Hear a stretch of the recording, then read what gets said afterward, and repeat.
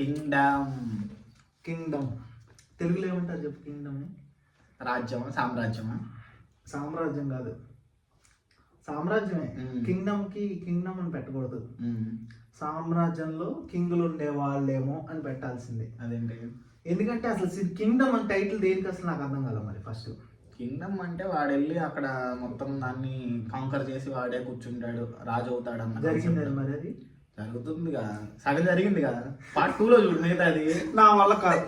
Part 1 చూడటం ఎక్కువ, part 2 కూడా. ఫస్ట్ హాఫ్ చాలా బాగుంటుంది. ఫస్ట్ మెయిన్ థింగ్ అది సినిమాలో ఎంఎస్ నారాయణతో చూసావా? సరే పార్ట్ 1 ఫెయిల్ అయింది కదా, సరే పార్ట్ 2 ఎందుకంటే ఆడియన్స్ మీద రివెంజ్ అంటే నిజంగా అట్టగా ఉంటుంది.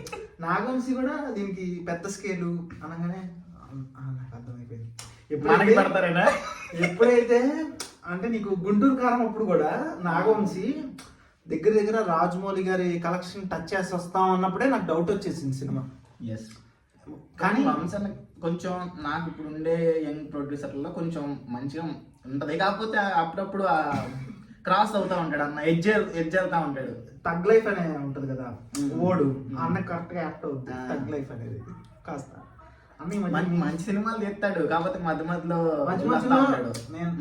వద్దులే నెక్స్ట్ వచ్చింది అది ఎప్పుడే ఎందుకు.